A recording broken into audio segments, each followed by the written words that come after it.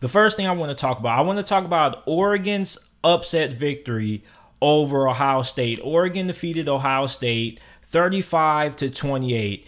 And I'm really pissed off with how the media is looking at this win from Oregon's perspective because I'm just really irritated, okay? Like every time there's upset that takes place, the media never really gives the team that pulled off the upset victory enough credit. Like, for example, UCLA defeated LSU last week, and all people were talking about was what's wrong with LSU, what went wrong in this game, and it seemed like not enough people really gave UCLA the credit they deserve for pulling off the victory. They kind of just said, oh, UCLA won the game, and that pretty much was it. It was all about what LSU did wrong, and not enough people were talking about the team that actually won the game in UCLA. And I see a similar situation taking place. Like, so many people are talking about Ohio State losing, what went wrong for Ohio State, what Ohio State needs to fix, and not enough people are talking about how well of a game Oregon played.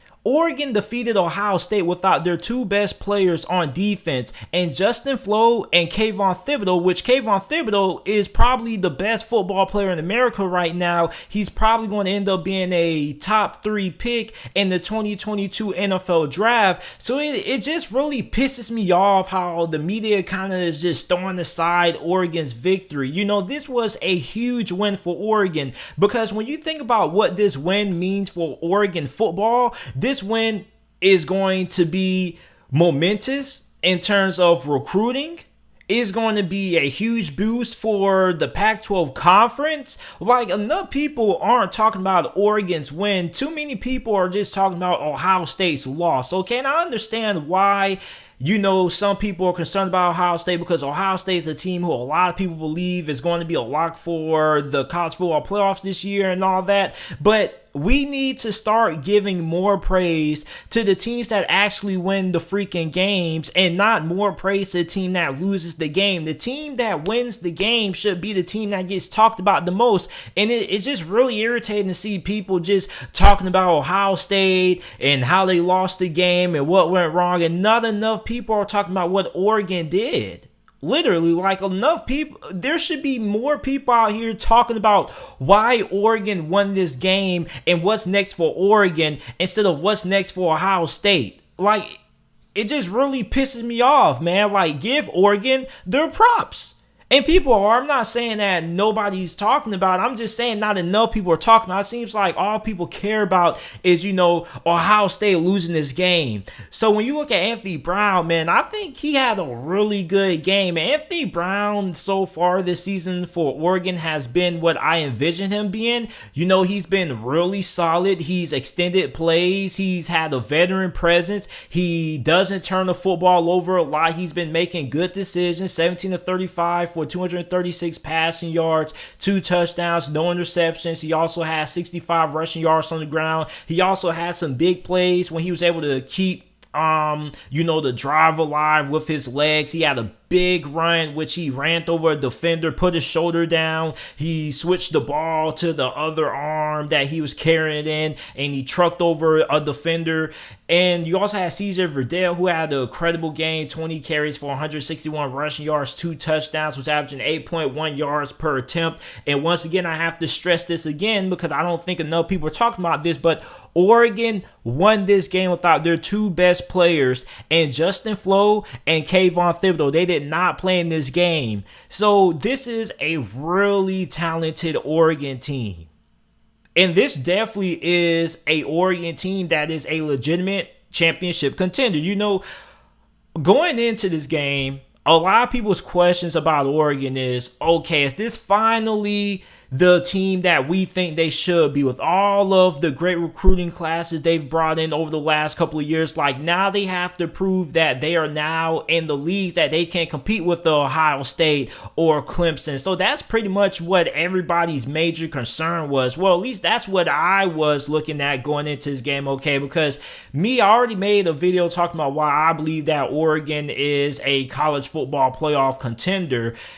And this game kind of showed me, it kind of solidifies that. Now, my next question is going to be, okay, what does Oregon do next? Because we already know that Oregon is, a contender. But my thing is, are they going to end up being one of the final four teams when the season ends? Because you still have to play Arizona State. And the Pac-12 is really weird because there are a lot of unusual upsets that take place. Like Oregon lost to Oregon State last year. Like, it's just really weird. So you don't really know what you're going to get out of the Pac-12. Like, Oregon is a really good team, but you don't really see a lot of consistency week to week in this Pac-12 conference. And also Arizona State also looks really good also. They look pretty formidable. You got UCLA there. So I mean, like, it's going to be pretty interesting to see how Oregon ends up finishing off the season, because this is a Pac-12 conference that you don't really know what to expect from a week-to-week basis, because there's not a lot of consistency. Like, we know Alabama, if they're playing like a team like a Kentucky or South Carolina, they're going to steamroll them. But in the Pac-12, you don't really have that consistency. So any given week, Oregon could go down. You can say the same thing for Alabama, but if we're just being honest, in the Pac-12, I just don't really think there's a lot of consistency out of the teams in this conference. Oregon has the talent, but my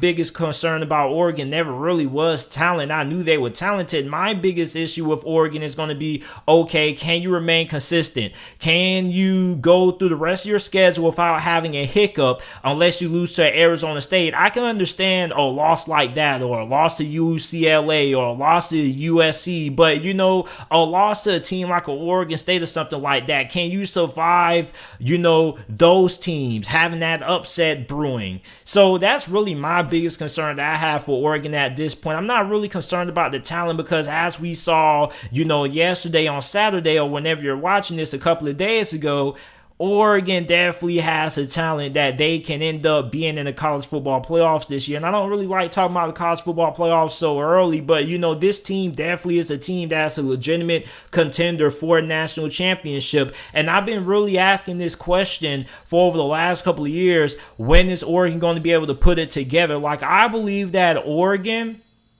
with how well they have been recruiting, they could go on a run in this Pac-12 conference similar to what Clemson has done in the ACC, because the Pac-12 to me isn't really all that great. It's kind of weak. There's still a lot of teams who are trying to figure things out similar to the ACC. So when you look at how Clemson has dominated the ACC, I feel like Oregon could dominate the Pac-12 in similar fashion. So I'm really intrigued in Oregon and seeing how they finish out the rest of this year, because the Pac-12 conference, there's a lot of inconsistency. Like, you see more upsets happen in the Pac-12 than any other conference, in my opinion. So for Oregon, you have the quarterback in place. You have a really athletic and talented defense. Like, this is a team that most definitely is a legitimate championship contender. And surprisingly enough, like, I was really surprised at how people were viewing Oregon after this game. Like, a lot of people were really surprised. Like, I thought that more people would be a little bit more high on Oregon. I view Oregon as being in the same situations like a Texas A&M